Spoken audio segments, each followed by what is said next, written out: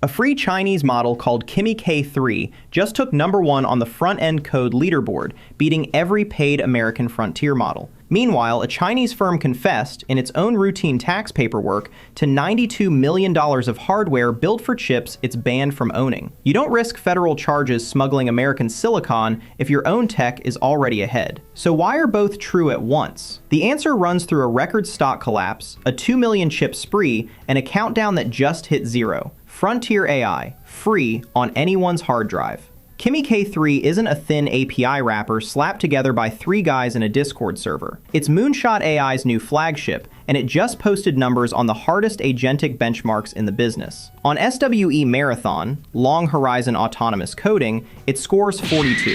Claude Fable 5 and GPT 5.6 Sol both score lower. Agentic browsing, 91.2, and it reads 1 million tokens of context in one sitting. Texi clocked its leaderboard climb at 17 places over its predecessor, and it was predictable. Monthly ago, MIT Technology Review reported the previous generation, Kimi K2.5, already matching Claude Opus on early benchmarks, at roughly 1/7 the price. While American labs shop for nuclear reactors to keep the lights on, Moonshot prices K3 input tokens at 30 cents to $3 per million. The Frontier subscription you pay for every month is getting outscored on hard agentic benchmarks by models that cost cents. And if Chinese labs sit on the most capable, cheapest software on Earth, they don't need American hardware to win. So that $92 million smuggling spree should make less sense, not more. Huawei's Ascend program is supposed to be the domestic savior that makes the hardware ban irrelevant.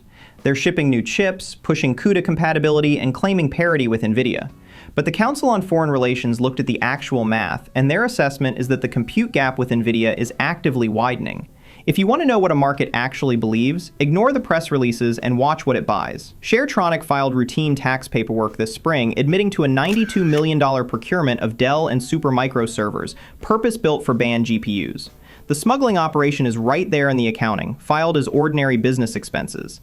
And it goes higher than one Shenzhen firm. A $2.5 billion federal smuggling indictment just reached a Supermicro co-founder over Nvidia servers routed to China through front companies. If domestic chips were truly catching up, nobody would risk federal prison for restricted Nvidia hardware.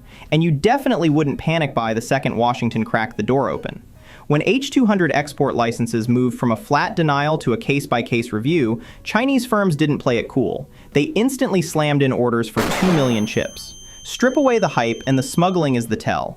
Nobody runs an international gray market for hardware they can easily build down the street. On silicon, the American blockade is winning. Which leaves the real question: how is a lab that can't buy the best chips still topping the benchmarks? Kimi K3 isn't topping the charts because Moonshot AI found a hidden bunker of graphics cards. It's what a frontier model looks like when the lab building it is physically barred from buying more compute. Since they can't brute force the math with another 100,000 GPUs, they change the architecture. Kimi K3 is a 2.8 trillion parameter mixture of experts model, but on any single token, it only fires 16 of its 896 experts. It routes your prompt to the subnetworks that know the answer, while most of the model sleeps on every word. And compression isn't bolted on afterward as some lossy afterthought. The chip design uses native MXFP4 quantization. The compressed, cheap-to-run build isn't a downgrade. It's the product. You still can't run it on a used gaming PC. Full precision still demands a cluster. But because it's sparse and quantized by default, it runs on standard enterprise hardware an ordinary company can simply buy. No export license, no cloud gatekeeper, and no regulator to appease. Washington tried to starve the ecosystem by restricting the silicon. The rationing just forced labs to get ruthlessly efficient. The blockade didn't stop the model. It bred a smaller, cheaper, more portable one than the policy ever imagined it would face. And a frontier model that can leave the data center creates a problem no blockade has ever solved. The full weights for Kimi K3 are scheduled to drop on Hugging Face on July 27. By the time you're watching this, that's already happened. So what actually changes the moment a frontier model goes public? Export controls govern physical objects crossing physical borders.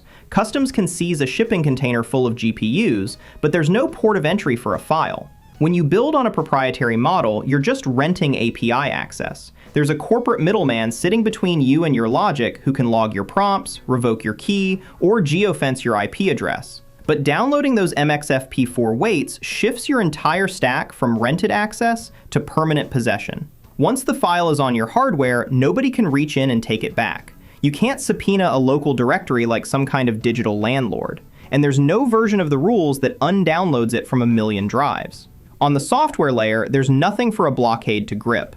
The exact tool winning the chip war has no equivalent here, and developers noticed the exit was open long before Washington did. MIT Technology Review measured the crossover. Chinese open source models have overtaken American ones in total downloads. Alibaba's Qwen family dethroned Meta's Llama as the default open base. 8 of the top 10 open source models are now Chinese, and the raw numbers on Qwen alone are absurd. They've cleared 1 billion downloads and spawned 200,000 derivative models. The adoption chart is basically a vertical line at this point, and every one of those forks is a team that built its product on a Chinese base. Because you don't just grab a base model and swap it out on a whim. Your fine-tunes, your eval pipelines, and your prompts all hard-code the architecture you started with. Switching bases later is surgery, not a download. Once a startup builds around Qwen, they aren't going back, no matter what API drops next Tuesday. This is what losing a layer actually looks like. Nobody lost a benchmark here. The default building block running inside Western infrastructure is now Chinese, and the regulators spent the whole time policing a different layer. And when the market finally priced in what that means, it did it in a single afternoon. When DeepSeek R1 arrived in January 2025, Nvidia's share price dropped 17% in a single session.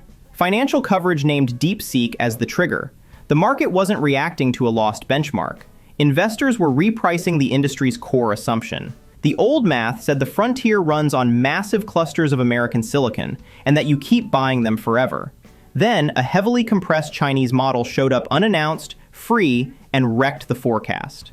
That pattern has repeated in miniature with every serious open release since.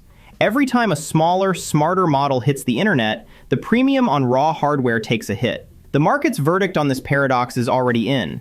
A single downloaded file moved the most important stock on Earth harder than any export rule ever moved anything back. So if the blockade is winning its war, and the software layer is already gone, which one decides who actually wins? The smuggler's paradox is real because 2 different wars are happening at the same time, and Washington only declared one of them. Sharetronic confessing to $92 million of banned GPU servers on a tax return? That's a cartel asking the IRS to write off the getaway cars.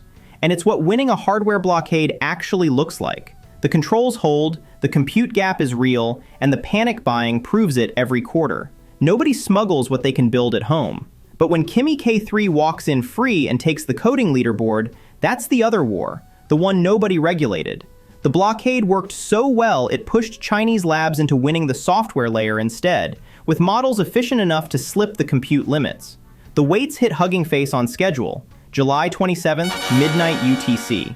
Every MXFP4 copy pulled since sits on a local drive, beyond the reach of any customs agent. Hold the border, and you win the border. But the layer without borders is picking the global default, and it isn't waiting for a license. The models really are getting insanely good. That was never the scary part. Anyways, that's all, folks.